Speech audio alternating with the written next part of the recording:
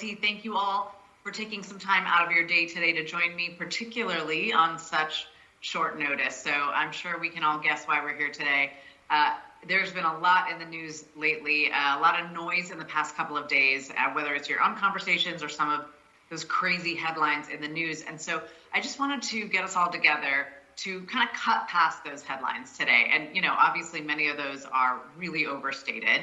And I thought that, we would kind of bring some sanity back into the discussion of what's going on in our industry. And there's certainly a lot going on in our industry. So there's a lot that our entire industry is still digesting. So first thing is, beware of anyone that claims to know everything about exactly what's happening and when, because nobody really does. And because of that, or at least partially because of that, we're not going to be doing Q&A today. I want to be upfront about that because we don't have a lot of the necessary details and facts to answer a lot of the questions that you might have today. And a lot of those details are taking shape over the next few months. We do have an email. It is ask@anywhere.re, ask@anywhere.re. You can email and we will take the time over the next several weeks and months to answer those emails with facts as we get them in.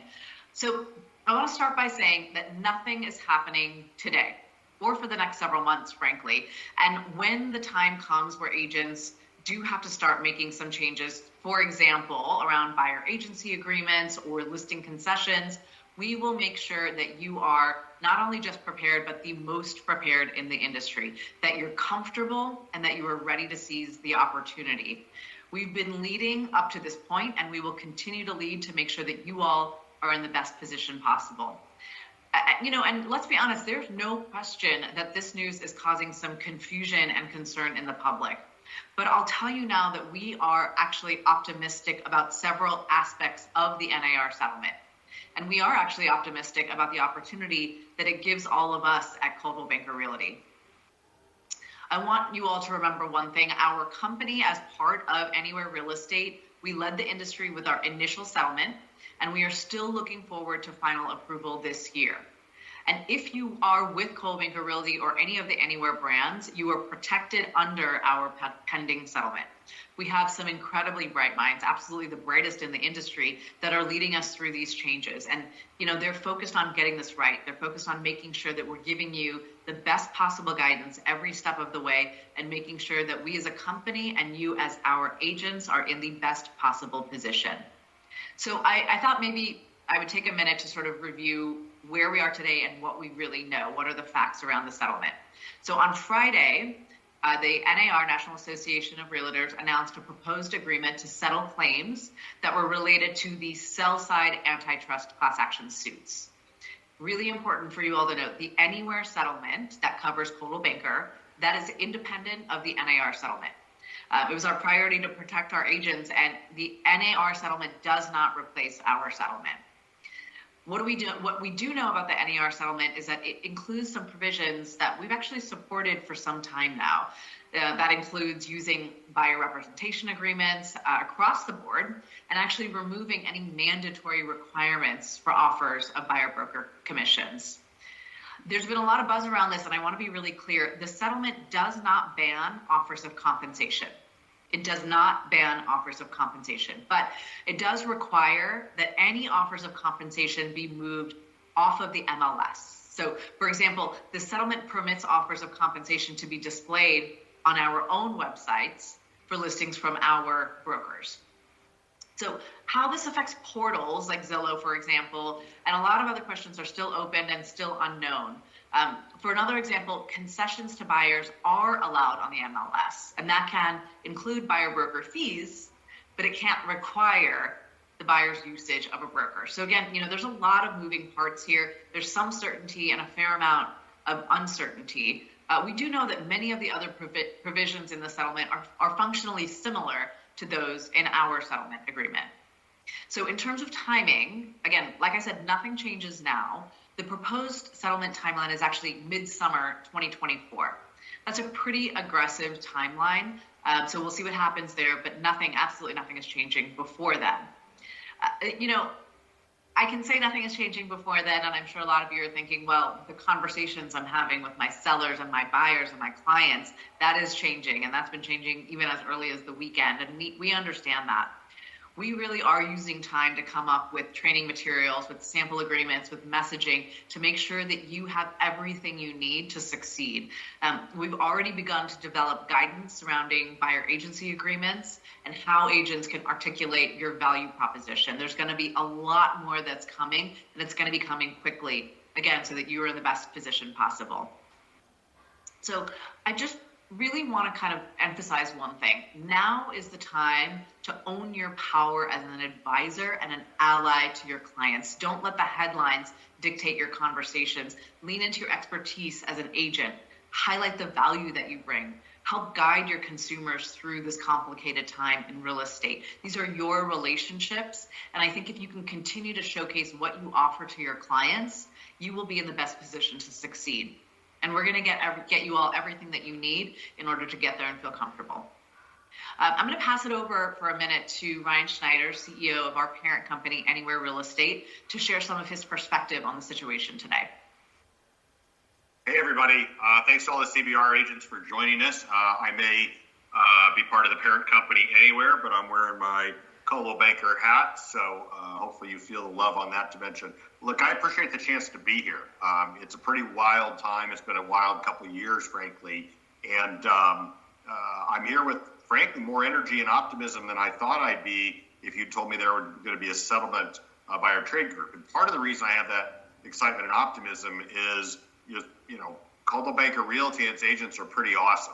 I got to be with some of them last week. And I always get energy out of that. And then I see the creativity that makes me, feel like we're going to tackle these challenges ahead together, and it's going to work out pretty well. But I'm also excited because I like our position relative to others. The settlement that NAR did is not my settlement. I've got one, and I think it's a lot better, frankly. And it's let us be working on some of the things Kamini talked about for a lot longer than the competition's been working on them, who may just be starting right now and probably don't even know what to do. And so I think there's some things there that are good for us.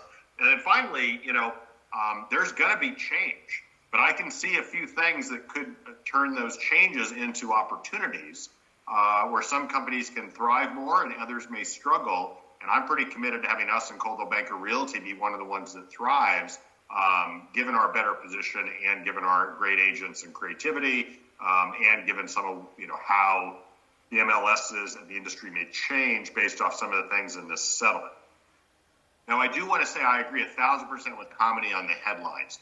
My version of it was on Friday watching a lot of analyst reports covering Anywhere Real Estate and other real estate companies come across my desk with a lot of speculation that was like New York Times headline kind of speculation. And then a lot of those same analysts kind of embarrassingly had to re-release or update their reports on Saturday or Monday, mostly on Mondays when I got them, saying in light of actually reading the settlement or understanding it more, many of the things that we said on Friday are overblown and need to be pulled back. So I think Kamini's caution to all of us on that is a good one. I also took a lot of comfort into some of those agent interactions I've had, not just since Friday, but even since we announced our settlement last fall, and in light of the verdict that happened in November about the conversations they have with their buyers and sellers on these topics, and how they are, frankly, great at communicating their value as an agent, getting paid for their value as an agent, and I expect that to continue. And I'm not at all troubled by that. We have the best creative agents. There will be some changes probably in the ecosystem, but I'm, offers of compensation are not banned. We will continue to do good for our clients, both buyers and sellers, and I believe our agents will show their value and will get paid for that value. And then frankly, again, I like where we are as an enterprise. We've tried to be ahead of this relative to others in the industry. We hope that pays off for you as we steer you through these changes. And remember, we're only successful if you're successful. So that's something that's just right at the top of our list. I do like our settlement versus the NAR one. There will be opportunities, and we want to use those opportunities to make this the best place to be successful. Finally, one thing I want to say that that has some uniqueness to Coldwell Banker Realty, in a multi-branded company like Anywhere Real Estate, is I want to make sure you all know that I am quite bullish on the higher end of the market that Coldwell Banker Realty plays in. And I'm public that we're investing more in the higher end of the market that you serve, both geography, luxury, et cetera, than in other parts of the ecosystem. And part of the reason for that is I believe that, the agents who are with a brand like Coldwell Banker Realty and the complexity of what you deal with when you deal with the higher end of the market and more bespoke issues and more complex properties, et cetera, actually sets up the brand, the agents, and the company to do well through the kind of changes that are probably going to happen coming out of this litigation time, whether it's buyer agency agreements, whether it's structuring commissions, whether it's articulating value, et cetera. And so, keep in mind that the high-end world that Coldwell Banker Realty and its agents play in, I think is more attractive than the rest of the market. And I think the skills that you got and the skills that the brand supports and the brand stands for will be a helpful thing in navigating through this future. Gives me confidence in you, gives me confidence in the brand. There is one headline I do agree with. I actually think there will be a lot of agents leaving the industry. And that doesn't trouble me at all, because I think the ones who leave will not be the ones, who are at a great brand like CBR or at the top of the tree the way you are, because those people who will leave are ones who won't know how to navigate change or won't have the support, of a company like Anywhere Real Estate or a brand like Coldwell Banker Realty.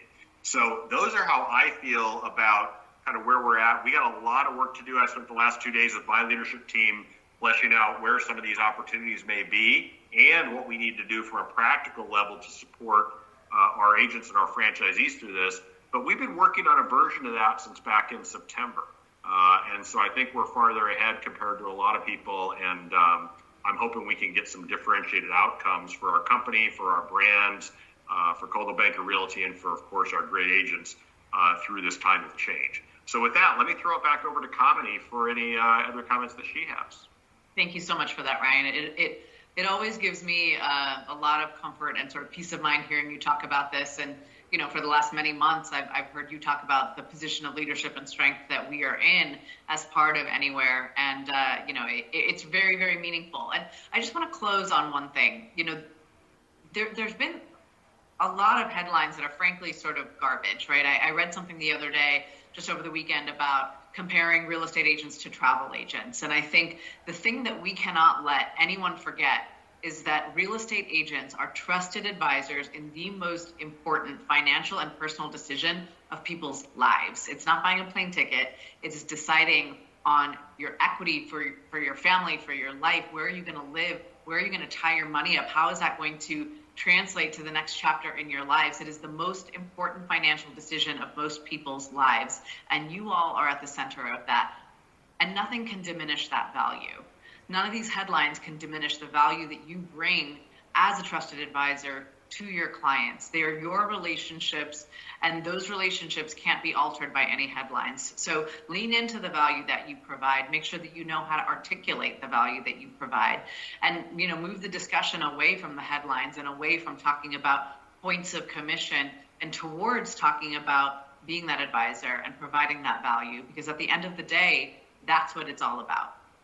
I'm really, really proud to be in this brand with all of you. Again, if you have any questions, please email ask@anywhere.re. Reach out to your branch leader. Feel free to reach out to me. And onward we go in the next steps. Thanks, everyone.